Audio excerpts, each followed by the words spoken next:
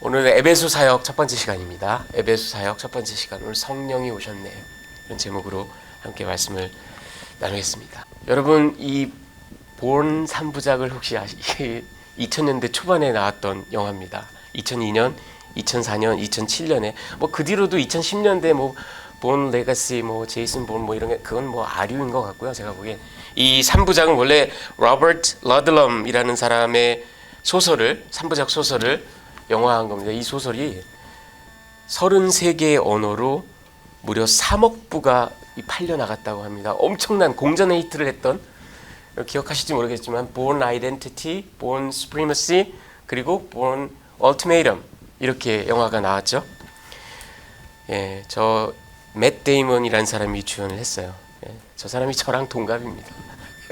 그래가지고 2000년대 초반에 아주 30대 아주 젊고 아주 활기찬 박력 있는 그런 모습으로 나왔죠. 영화의 내용은 별로 그렇게 중요한 게, 이게 기억 상실증에 걸린 어떤 암살 전문 특수 요원입니다. 제이슨 보온이죠. 이 사람이 자기 정체성을 찾고 또 그러는 과정에서 자기를 죽이려는 그 CIA와 맞서서 싸우는 그런 이야기입니다. 내용이 중요한 게 아니고 저도 오래전에 봐서 기억이 안 나는데 오늘 제가 이 제목들을 여러분께 좀 서두에 좀 잠깐 말씀을 드렸습니다. Identity, Supremacy and Ultimatum. 자, 오늘 이야기 속으로 좀 잠깐 들어가 보면요. 먼저 18장 24절에서 19장 7절까지 침례 요한의 제자들, 제가 이렇게 제목을 붙여봤습니다. 알렉산드리아 출신의 아볼로라는 아주 탁월한 성경 교사가 있습니다. 이 사람이 에베소에 왔어요. 바울이 떠나고 난 다음입니다. 에베소에 왔어요.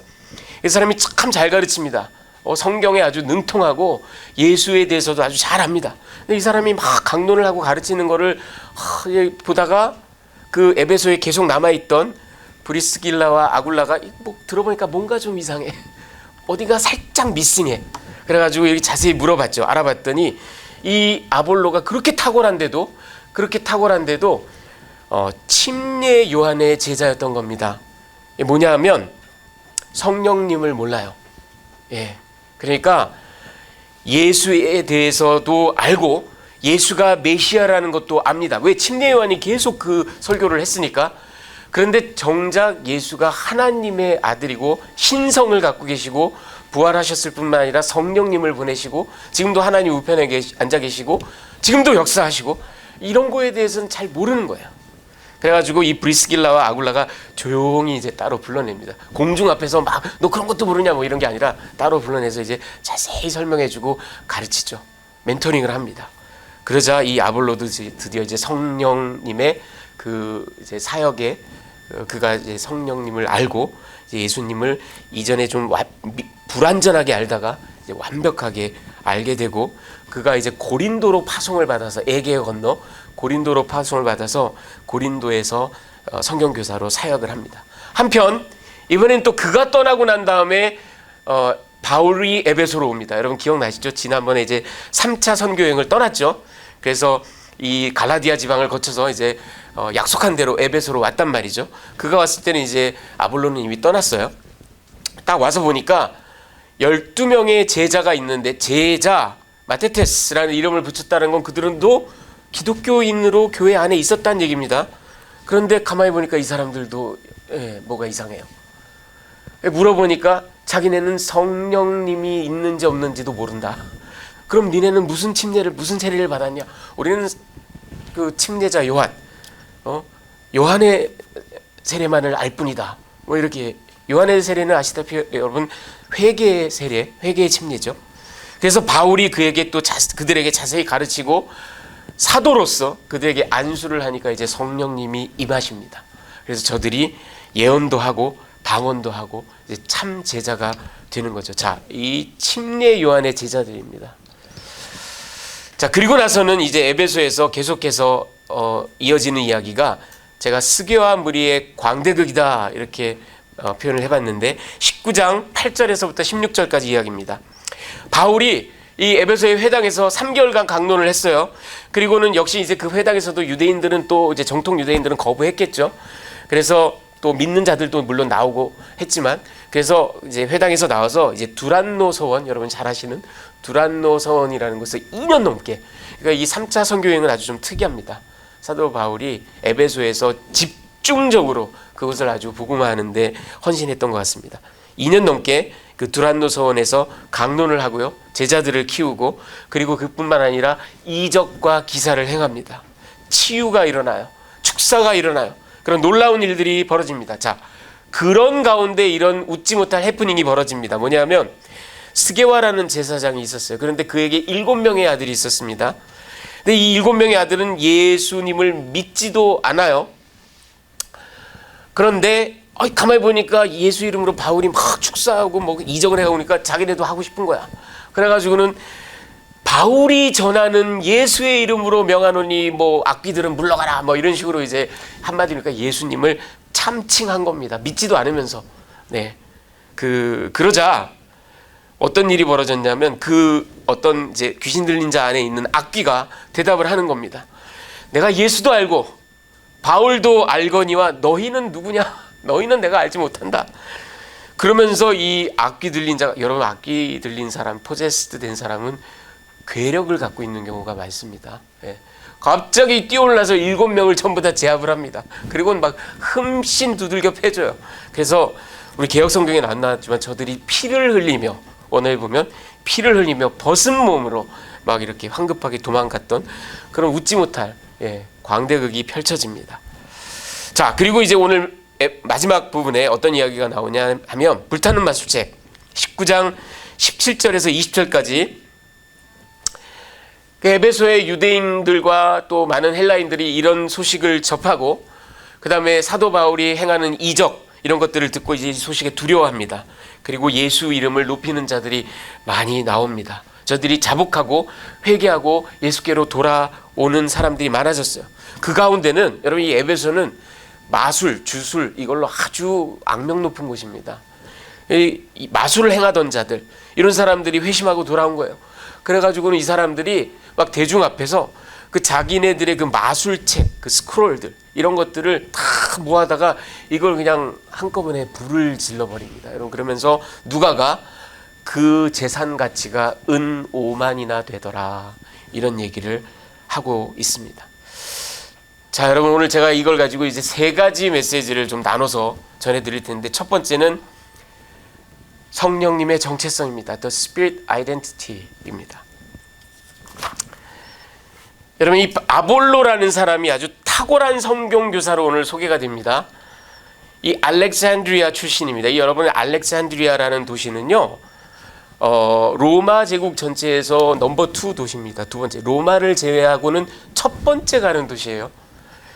그리고 이 도시는 특별히 다른 것보다 뭐 무역 뭐 이런 것도 뭐 중요하게 하겠지만 학문의 도시입니다. 엄청나게 지적인. 그래서 여러분 이 알렉산드리아의 고대 이 시대에 도서관이 있었는데요. 그 도서관의 장서가 무려 40만 권입니다.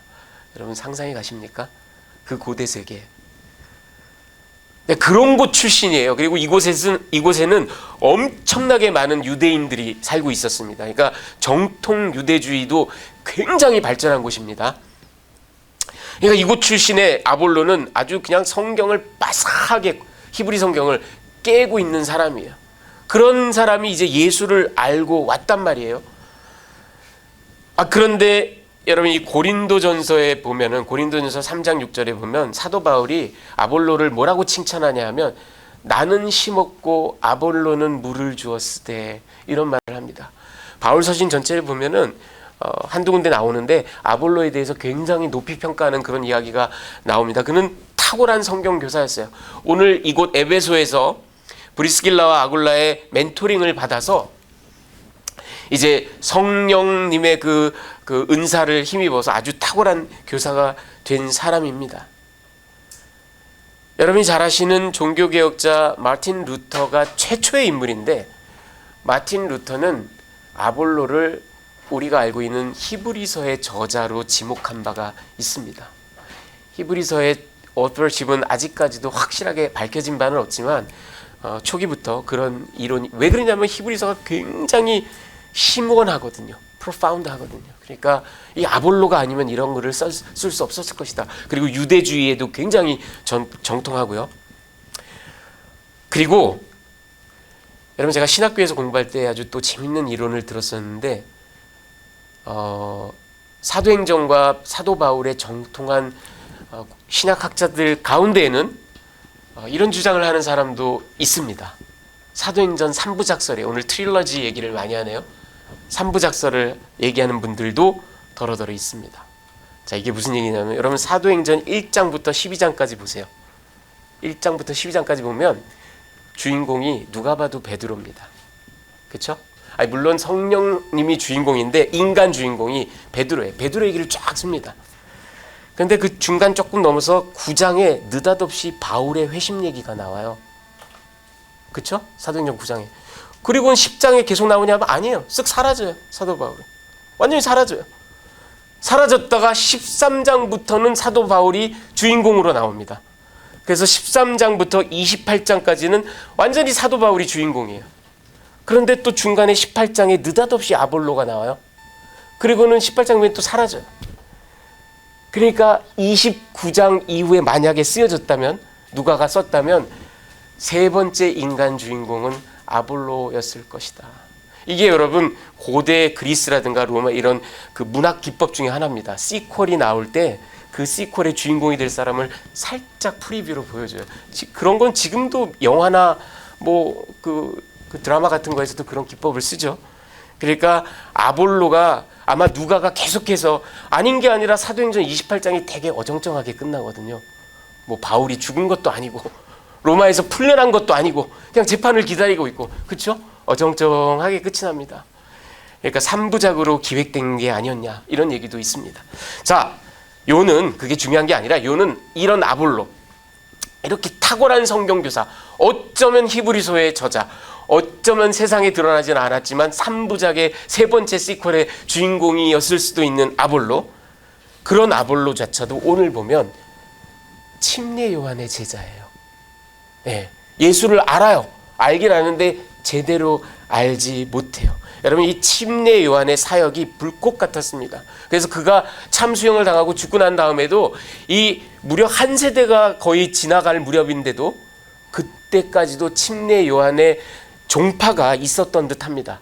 알렉산드리아나 에베소, 요 소아시아 지역에 저들은 계속해서 침례 요한을 따르고 침례 요한의 예언 내용을 믿었던 거죠. 그러니까 예수를 메시아로 인정은 하지만 예수에 대해서, 그 성령님의 역사에 대해서는 잘 알지 못하는 이런 사람들이 분명히 이 시대에 있었던 것 같습니다. 오늘 이후에 나오는 그 에베소의 12 제자들도 역시 그런 사람들입니다. 자, 그들이 아볼로는 브리스길라와 아굴라의 도움으로, 그리고 에베소의 그 12 제자들은 사도 바울의 강론과 또 안수로 모두 예수를 온전히 알게 됩니다. 성령님을 모시게 됩니다. 어떻게 이런 일들이 벌어지는가? 바로 성령이 오시기 때문입니다. 성령이 임하시기 때문이고 성령이 내주하시기 때문입니다.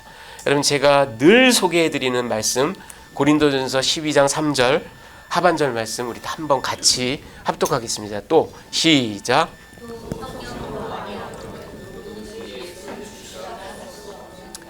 여러분, 이 세상의 누구도 예수를 메시아라 자기가 이성적으로, 합리적으로, 경험적으로 아무리 얘기를 한다 할지라도 성령이 내주하셔서 성령의 컨빅션으로, 성령의 촉구로 하지 않는 고백은 사실은 다 강요에 의한 거나 피어 프레셔에 의한 거나 아니면 자기 스스로도 깜빡 속아 넘어간 거나, 성령이 아니고서는 이 세상에 그 누구도 예수님을 주라고 시인할 재간이 없습니다. 정신병자죠. 2000년 전에 죽은 목수가 무슨 하나님의 아들이에요. 그걸 고백한다라는 건 뭔가 슈퍼내추럴한 일이 내 안에 일어났다라는 거 아니고서는 철학으로도 과학으로도 이성으로도 그건 될 수 있는 일이 아닙니다. 이 모든 일들은 성령이 오셔야만, 성령이 내주하셔야만 보다 정확하게는, 보다 신학적으로 아주 테크니컬하게는 성령께서 우리를 regenerate, 중생시키지 않고서는 절대로 일어날 수 없는 일입니다. 여러분, 요한복음의 14장 16절 17절을 우리 한번 같이 읽어보겠습니다. 우리 예수님의 말씀, 내가 아버지께, 시작, 내가 아버지께 구하겠으니 그가 또 다른 보혜사를 너에게 주사 영원토록 너희와 함께 있게 하리니 그는 진리의 영이라. 세상은 능히 그를 받지 못하나니 이는 그를 보지도 못하고 알지도 못함이나 그러나 너희는 그를 아나니 그는 너희와 함께 거하시며 또 너희 속에 계시겠습니다. 예수께서 보혜사 성령님을 보내주시겠다고 약속했습니다. 그분이 오셔서 그분이 진리의 영이라고 얘기하고 그분이 예수의 영이라고 성경은 얘기합니다. 그분이 예수를 알려주십니다. 그리고 그분은 영원토록 우리와 함께 계십니다. 그렇기 때문에 우리는 그분의 사역에 힘입어 예수님을 나의 구주, 나의 메시아로 고백할 수 있는 겁니다. 그러니까 이 진리의 영은 바로 예수의 영, 예수를 증거하시는 분입니다. 여러분, 이게 바로 성령님의 아이덴티티입니다. 성령님의 정체성입니다. 그분은 구속사에 관한하는 그 이전부터 영원부터 영원까지 계시는 분이에요. 우리는 그분의 신비를 도저히 알 길 없습니다. 하지만 구속사에 딱 국한시켜서 관한하는 그분은 철저히 예수만 이야기하는 분입니다. 오로지 예수만. 그게 그분의 정체성입니다. 스피릿 아이덴티티입니다. 자, 두 번째, 성령님의 우월성. 제가 또 스피릿 스프리머시 그렇게 이름 붙여봤습니다. 여러분, 바울이 이제 에베소에서 놀라운 능력을 행합니다. 오죽하면 그의 그 수다리온이라는 거예요. 이 작업할 때 그 땀 닦는 거, 이거 수다리온 또는 에이프론 같은 거, 이제 텐트 메이커니까 작업할 때 앞에 이렇게 그런 걸 갖다가 뭐 병자한테 갖다 덮어 씌우기만 해도 그냥 사실은 여러분 이건 성경적인 가르침은 아닙니다. 제가 예수님의 옷자락을 만진 그 혈루병 앓는 여인에 대한 설교를 할 때 말씀드렸지만 이건 굉장히 이례적인 거고 굉장히 특별한 그런 하나님께서 허용하신 일이지 이게 무슨 성경적인 가르침이다 그래서 뭐 이거 만지면 난다 여러분 이건 다 잘못된 이방적인 생각이에요 사실은.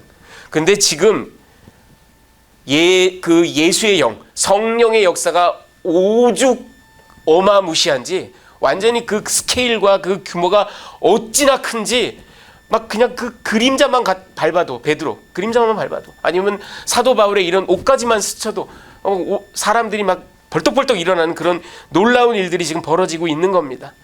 그리고 오늘 이제 이 스게와의 아들 일곱 아들 얘기가 나오죠. 여러분 이 이야기가 표면적으로 우리가 딱 봤을 때는 아니 예수의 이름으로 막 했는데 오히려 그냥 흠씬 두드려 맞고 쫓겨났잖아요. 그렇죠? 제압당하고 발가벗김 당하고 피 흘리고 이걸 도망갔단 말이에요. 하지만 여러분 잘 생각해 보십시오. 사실은 역설적인 이야기예요. 사실은 우리가 표면적으로는 그렇지만 이 이야기의 핵심은 뭐냐면 성령님의 우월성을 얘기하는 겁니다. 수프리머시를 얘기하는 겁니다. 그거의 반증이에요. 왜 그러냐면 저들은 예수님을 믿는 자들이 아니었어요. 예수님을 인정도 안 하는 자들이 그냥 바울이 예수 이름으로 하니까 놀라운 일들이 벌어지니까 나도 저러고 싶다. 예. 그래서 예수의 이름을 참칭한 자들일 뿐입니다. 그러니까 저들이 이런 굴욕, 시체말로 개망신을 당하는 거죠. 만약 이런 일을 행한 자가 바울이었다면, 사도 바울이었다면, 아니면 바울이 아니었다 하더라도 참 제자, 참 신자들이 예수의 이름으로 성령님의 권능에 힘입어 귀신아 물러가라 했다면 정말 귀신이 물러가는 정도가 아니라 이 귀신, 악마, 마귀들의 대장인 사단도 벌벌 떨었을 거라고요. 그러니까 오늘의 이 에피소드는 사실은 역으로 뒤집어 보면 그만큼 성령님의 탁월성을 이야기하는 겁니다. 여러분 빌립보서 2장 9절에서 11절까지 말씀을 우리 함께 좀 합독하겠습니다. 이름으로 시작.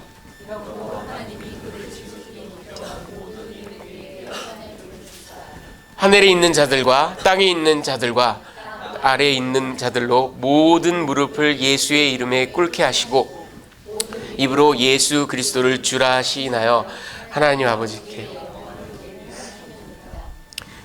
여러분, 이게 하나님께서 계획하신 구원, 아까 제가 구속사를 얘기했죠. 그 구원의 방법입니다. 하나님은 하나님이 직접 나서신 게 아니라 하나님의 아들을 전면에 내세우십니다. 그리고 그 아들에게 가장 탁월한 이름을 주십니다. 가장 위대한 권능을 주십니다. 여러분이 만약 왕이라고 생각해 보십시오. 아니면 여러분이 미국의 대통령이라고 생각해 보십시오. 어떤 나라와 관계를 맺고 그 나라에 여러분의 모든 원하는 것을 이루고자 할 때 여러분이 직접 비행기 타고 가나요? 안 그럽니다. 이 세상 정치에서도 그렇게 안 합니다.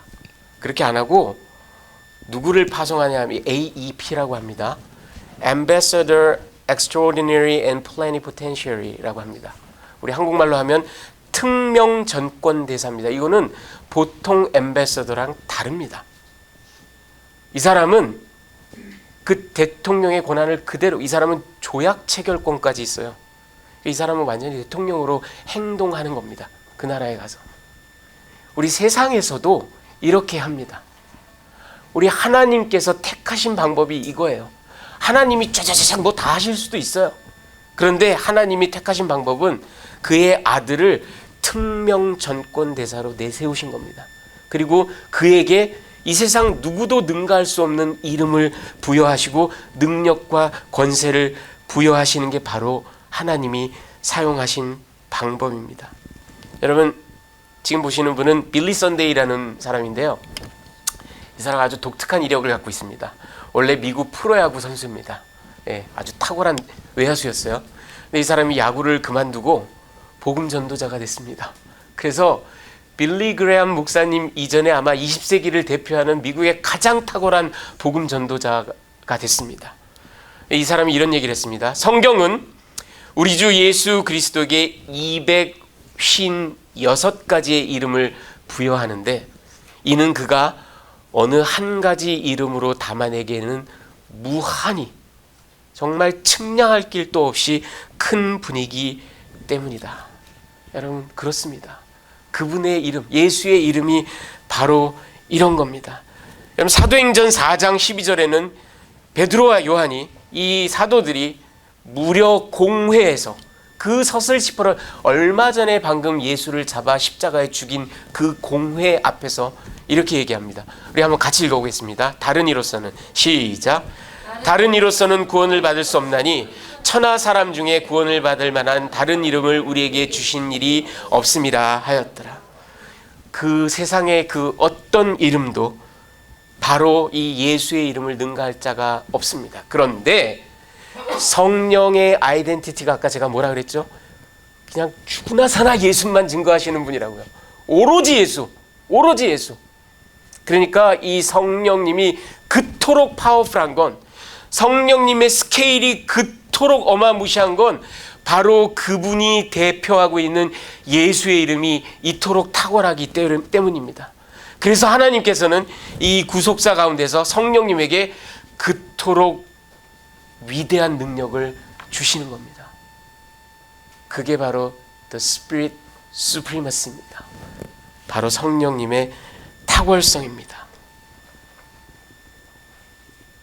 여러분, 오늘 바울이 축사를 행하고 사람들의 병을 낫게 하고 정말 에이프런 옷까지만 스쳐도 사람들이 벌떡, 왜 이런 일이 벌어나겠어요? 바울이 탁월해서 그러겠어요? 여러분, 바울이 신적인 권능이 있나요? 그도 우리와 같은 사람이에요. 성령 충만하기 때문에 그런 일이 벌어지는 겁니다. 이게 다 성령님의 막강한 파워입니다.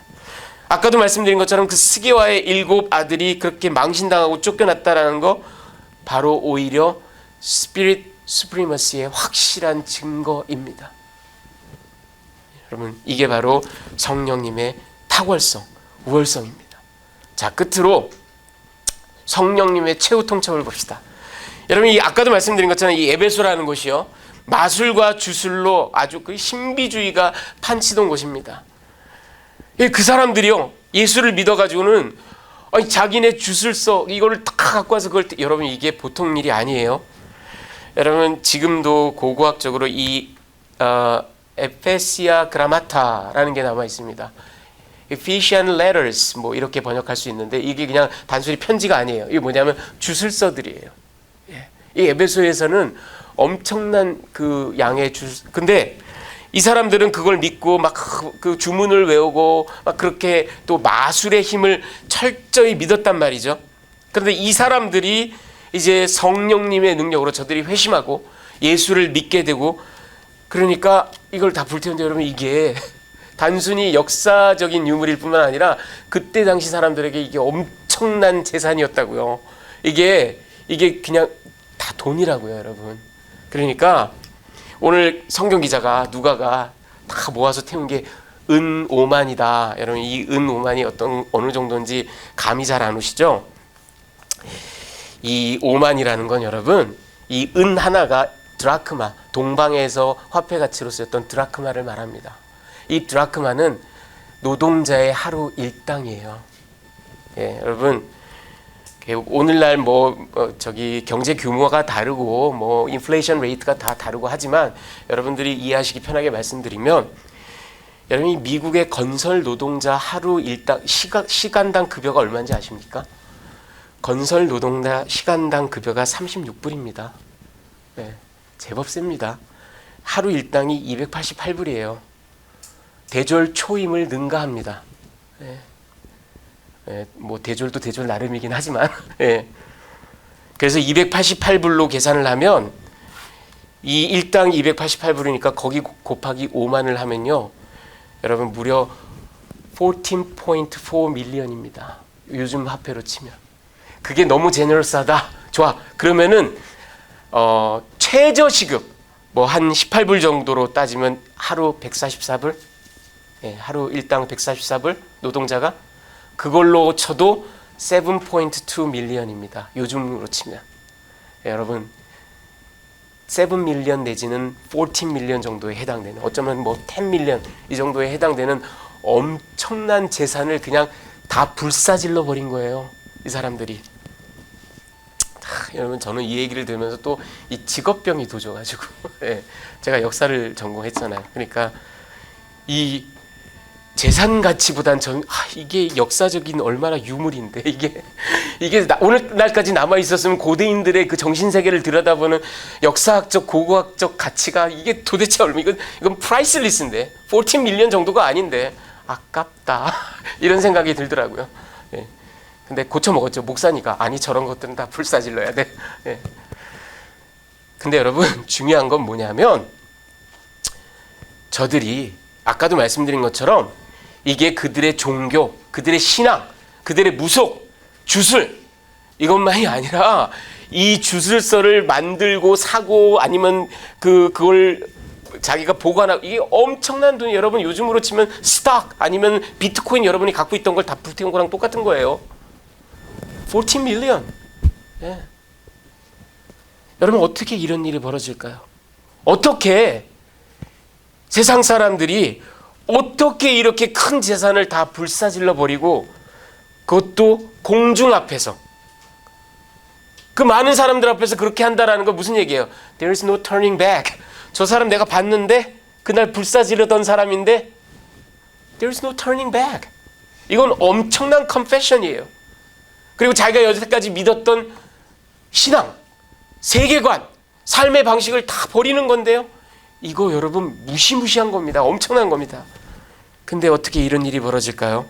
이게 바로 성령께서 하시는 일입니다.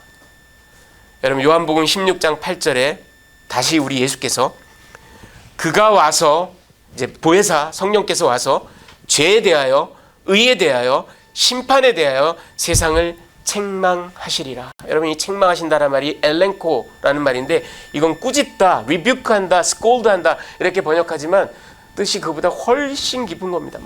강한 빛을 쬐어서 어둠에 막 이렇게 숨어있던 더럽고 흉한 것들을 완전히 expose, 다 드러내서 shame을 주는 겁니다. 그래서 그 shame을 주는 목표가 뭐냐면 행실을 고치게 만드는 거예요. 이게 바로 헬라어의 엘렌코가 의미하는 겁니다.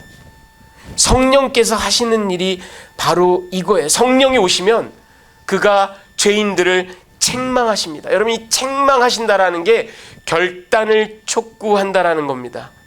그 성령의 역사로 우리는 중생의 체험을 얻게 되는 거고, 그 성령님의 책망하심으로 우리는 Yes Lord, 내가 예수를 믿겠습니다 하고 결단하는 겁니다.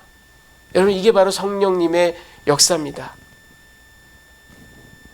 여러분, 역시 또 19세기의 미국의 위대한 복음 전도자 드와이트 무디, 이 D.L. 무디라는 사람이 있었어요. 이 사람이 이런 얘기를 했습니다. 들어보십시오. 자기 마음속으로 하나님을 믿지 않는 사람들은 극히 드물다. 그러나 사람들이 끝끝내 하지 못하는 것은 하나님께 전적인 우선권, 배타적인 우선권을 드리는 것이다. 여러분, 이 말을 잘 생각해 보십시오. 사람들은 신적인 존재가 있다는 걸 압니다. 여러분, 서베이 해보면 무신론자들도 일주일에 3번은 기도를 한답니다. 왜 그러겠어요? 신이 있다는 걸 믿기 때문에 그래요. 이 세상은 그냥 우연히 어느 날 뚱딱 나타난 게 아니란 걸 믿기 때문에, 자들도 알기 때문에 그러는 거예요. 그런데 D.L. 무디의 말을 보시죠. 사람들이 근데 끝끝내 하지 못하는 게 있어요. 전적인 우선권, right of way, 이걸 하나님께 드리지 못한다는 겁니다. 그런데 여러분, 바로 이 일을 하시는 분이 성령님입니다. 그가 오셔서 우리를 꾸짖고 우리에게 중생의 체험을 주셔서 그가 궁극적으로 우리에게 하시는 일은 뭐냐면 ultimatum, 최후 통첩을 하십니다. 너 이 썩어질 재산이나 꽁꽁 싸매고, 그리고 눈먼 쾌락이나 쫓고, 아니면 고작해야 100년 사는 인생을 그렇게 너의 뜻대로 살아갈래? 아니면 이 예수를 영접하고 이 예수를 통하여 보여주신 하나님의 은혜를 힘입어서 영원한 생명을 얻을래? 네가 선택해라 하고 최후 통첩을 하시는 분이 바로 이 성령님입니다. 그래서 그분은 우리에게 ultimatum, 최후 통첩을 하시는 분입니다. 여러분, 성령님의 이런 정체성, 오직 예수, 그리고 이 놀라운 탁월성, 예수를 전하기 위해서 하나님께서 그런 탁월한 능력을, 그리고 궁극적으로 우리에게 최후 통첩을 하시는 이 성령님의 사역. 그런데 이 모든 일은 여러분 오늘 19장 17절에 나와 있습니다. 우리 한번 같이 읽어보겠습니다. 에베소에 시작.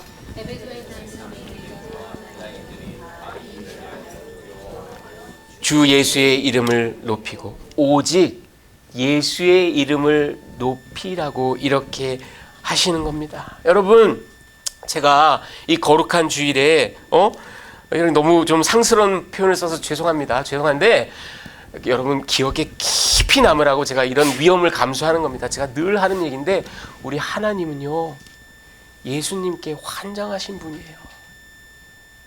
예수에 미치신 분이에요. 우리 하나님은 그런 분이세요. 예수 때문에 막 어쩔 줄을 몰라 하시는 분이세요. 그러니까 그 예수를 특명 전권대사로 삼아서 구원을 이루시고 그 예수의 이름을 전하라고 성령 하나. 그런데 여러분, 제가 하전 시간에 늘 여러분께 가르쳐 드리잖아요. 이 세 분 하나님은 ontologically equal하시다고요.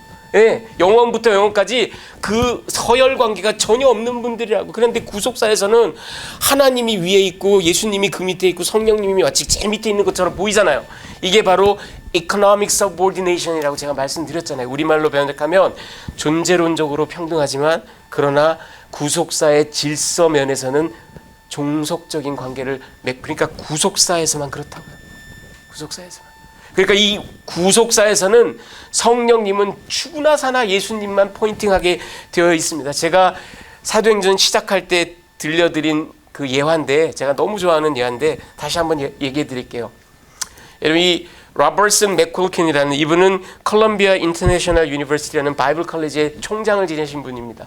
이분이 책에서 한 이야기인데 이런 얘기예요. 여러분, 우리 미국의 대통령이 예를 들어서 이 쿠퍼티노의 몬타비스타 출신이라고 한번 생각을 해봅시다. 언젠간 그런 날이 올지도 몰라요. 몬타비스타 아주 좋은 학교잖아요. 이 몬타비스타에 그래서 대통령이 자기 모교를 찾아 한번 방문을 온 거예요. 그래가지고 온 마을이 그냥 쿠퍼티노가 뿐만 아니라 산타클라라가 난리가 났어. 사람들이 그 학교에 다 강당에 모이고 막 악대가 모이고, 그리고 대통령이 딱 등장을 하니까 대통령을 비추는 이 조명이 저 뒤에서 쫙 대통령이 한 걸음 한 걸음을 딱 따라다니면서, 네.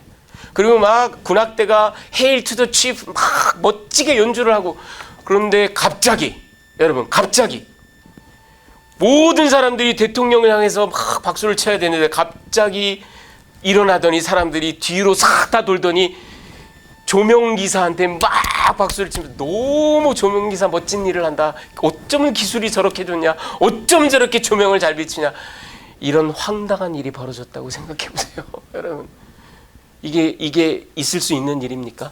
조명기사는 대통령을 비치는 게 일인데. 여러분, 맥컬킨이 한 얘기가 바로 이겁니다. 이 구속사에 있어서 성령님은 오직 예수만을 비추게 돼 있어요. 오직 예수만을. 그런데 우리가 자칫 성령님을 마치 예수 이상으로, 그분의 하시는 사역을 능가해서 넘어서서, 선을 넘어서 그런 일들이 많이 벌어진다라는 겁니다.